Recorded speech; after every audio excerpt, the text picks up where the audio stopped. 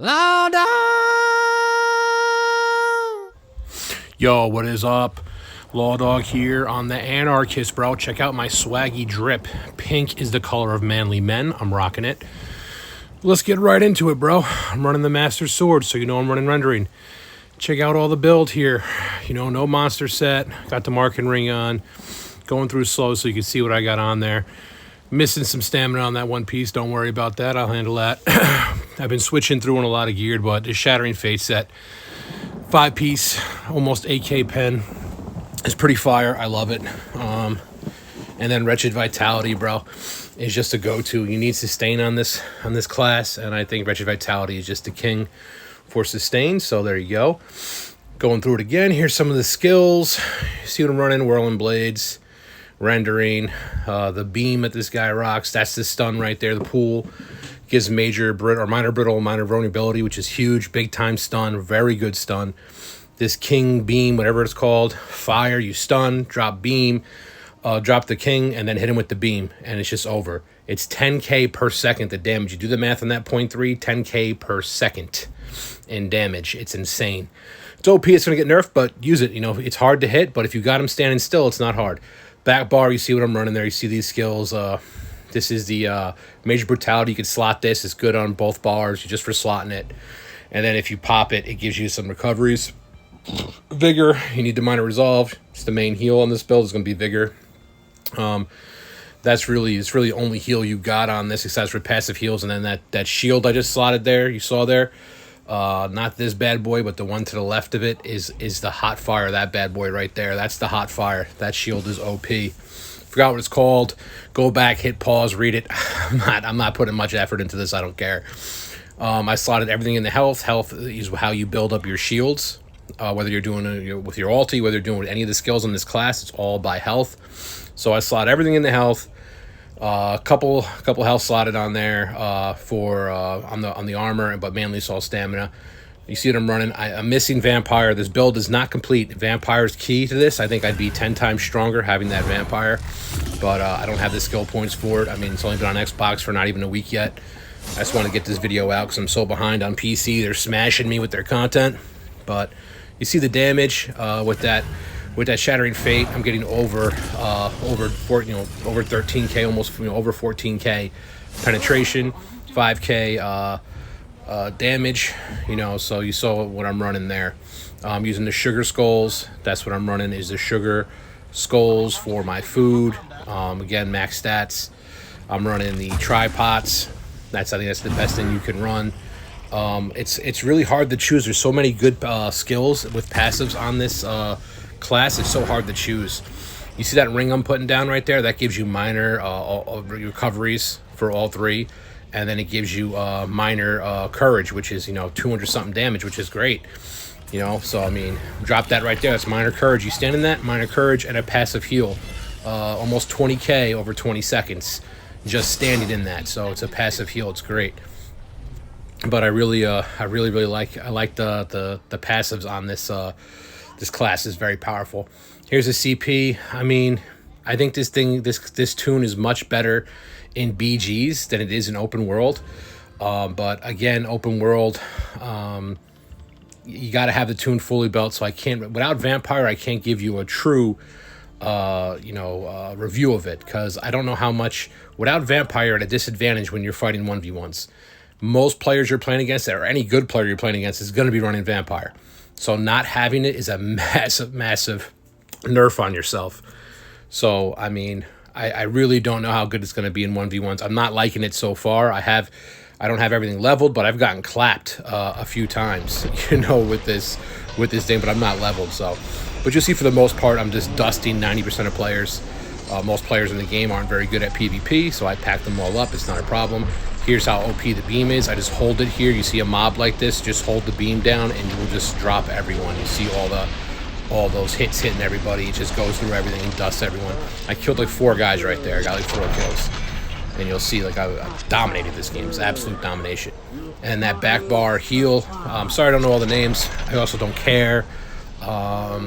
Readings for nerds is how I look at it. I'm not a nerd. I'm cool. You saw I'm wearing pink, so I'm obviously a dude, straight Giga Chad who just slays.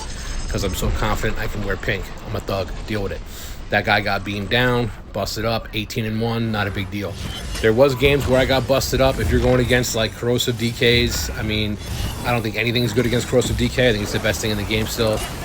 Spec Bow Night Blades on your front bar, you're gonna get packed because you're not running a lot of. I don't run a lot of heavy armor. I run 3-piece heavy on the 3 big pieces, chest, legs, and head, as you saw, and the rest is all medium. But I don't even have all the medium passives in, so I'm not getting all the damage, which is just unfortunate. But once it's fully leveled, I get more skill points. I'm able to maybe put on Race Against Time. Maybe, putting on the Vampire is going to be so huge. That's free damage coming out of Cloak, because I normally run it in stage 4 and run and come out of Cloak, get that damage, and then light people up. But, and then the damage reduction, the 30% damage reduction when you're in Execute, there's nothing better than that. That's just so strong, and to not use it, you're at a huge disadvantage. So I will be using that. That'll be added to the build. But the next build I put out on this is probably going to be a healer build. You're seeing the combo though. You want to stun them, drop that King Beam ulti. I try to spin them down, but if they are stunned and I got a good positioning, I will hit them with the big beam that they got. So it's the best thing they have as far as doing damage. There's nothing better than that. It's crazy. 10k a second damage. If you hit all of it, it's just nuts. You're getting almost 4k every point. 0.3 seconds is like 3.5 damage. So I did the math on it, came out to over 10k because I went to Harvard, so it's not a big deal. Harvard, Yale, semester in Harvard, semester in Princeton, semester in your mom's basement. Anyway, here comes the little man. He's coming up here. I'm doing a video. He's gonna bother me. He's gonna bust in right now. He's gonna bust in. He's looking for me. He's gonna come out. I'm doing a video, bro. What's up? Doing my video. Can I go tie the cards? I won't take them out. No, not right now. I'll show him in a second when I come down. I'll be down in a minute. Go ahead. Go hang with Tai Tai. This dude clapped, get dusted, packed up, hold the L. I mean, so like as you see that, you need a hard CC. What I mean, dog's going crazy. What I mean by a hard CC is when you get the full 4 seconds of the stun, and that's when you want to drop your beam on them. Or when you're fighting like this in groups, it's great in BGs, man. Everyone's like grouped up on a ball or something. You drop that beam, you'll get so many kills. But for the most part, people aren't stand starved. They're not going to get that hard CC is what I'm talking about. You need them stand starved. You hit them with the stun, and they're sitting there for 4 seconds. That's an eternity in PvP. The beam will kill them if you hit them for 4 seconds, unless they're a tank on like their back bar or something. Other than that, you see it just dusts. It just dusts anyone it touches. So it's good. It's really good. We knew it was going to be OP. We knew that this was going to be an OP class. I think it's going to be meta in healing in any support role, PvE, PvP. I'm going to be putting out a healing build on this. It's fantastic. The passives on this guy. And the way that, I don't know if Spin to Win's the way to go on this with rendering slashes. It might be better to go with Wrecking Blow. I've seen some people doing that. I mean, I'm having success with rendering slashes. But again, if I fight like a top tier player, I don't feel confident on this. So I don't feel like it's OP. So like I feel if you go offensive, you can kill, like if you land your stun and everything, you can kill just about anyone with this. But it's not like a guarantee. So it's not like when the Necro came out and you had the bash build, everyone was bashing like you were guaranteed to kill everybody. I'm not seeing that kind of dominance from this. However, I did try the bubble with that, but most people have already caught on because PC's so far ahead of us with getting the patches. When I'm popping the bubble, everyone just runs away from me, so I'm not stacking damage to blow people up. Even when I went into like big Zergs and stuff, it's kind of dead in Grey Host right now if you're on Xbox because everyone's building these tunes. So all I'm seeing in there is like sweaty tank groups that walk around with 6 guys all wearing like Mara or whatever other pariah set. They don't do any damage, and so they're not stacking your shield, and then you're not bursting them down because they're tanks. So I mean, I think like you've seen in other people's videos, like Horcrux, if a Zerg comes at you, you will bust them up. As long as they're all hitting you and stack the damage, then it's very powerful.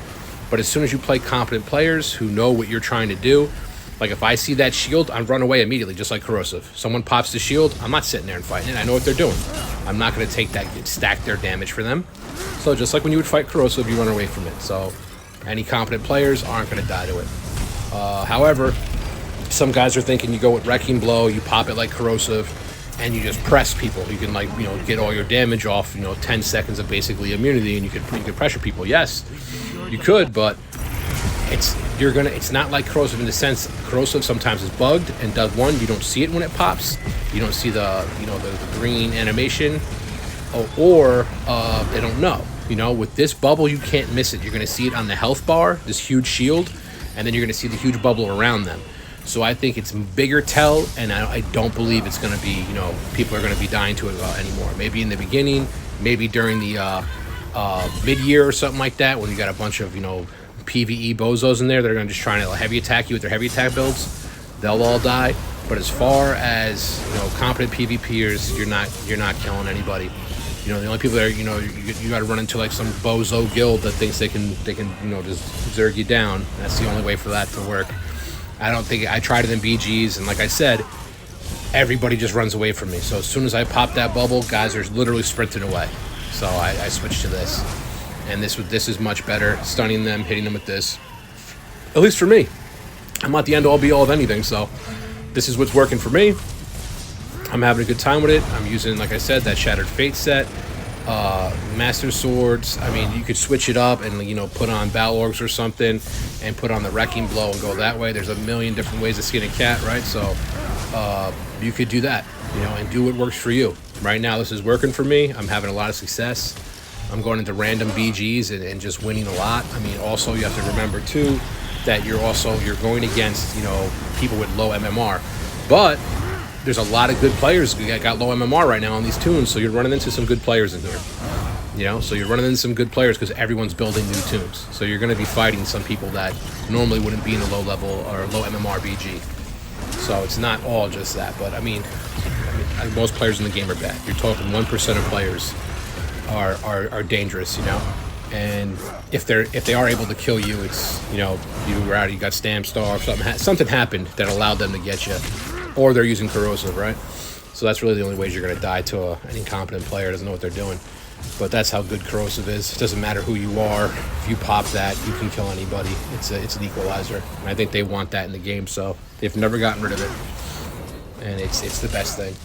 But again, this is an awesome class. I'm happy they made it. I think it's a lot of fun playing it. It's super, super slow.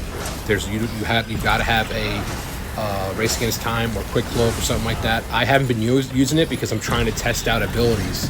So you won't see me using the snare removal, and you won't see me using like a little speed boost action, because there's so much good stuff. I want to try it all out, and I'm switching out some skills later today. I'm gonna try it a different way.